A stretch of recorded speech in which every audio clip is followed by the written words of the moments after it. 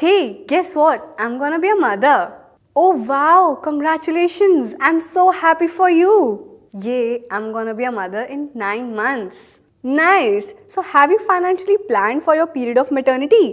No, but I think I can get around to it eventually. Oof, there's no time like the present to be future ready. Hello guys, my name is Fiza और आज हम बात करने वाले हैं maternity financial planning के ऊपर.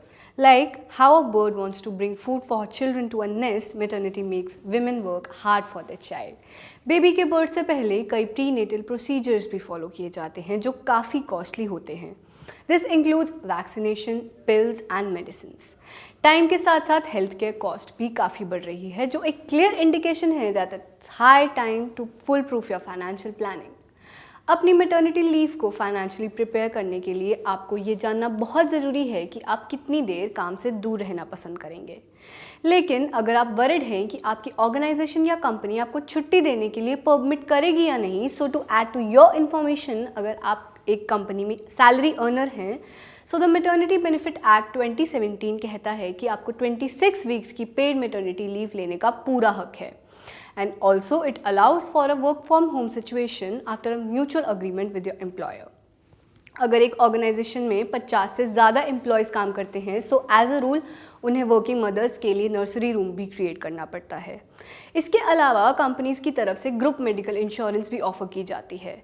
Accessing the expenses of a new baby includes medical bills and maternity clothes could also help.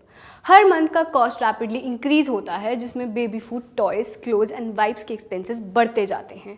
So guys, for these reasons budgeting is integral and an emergency fund can be dipped into as well in case of contingencies.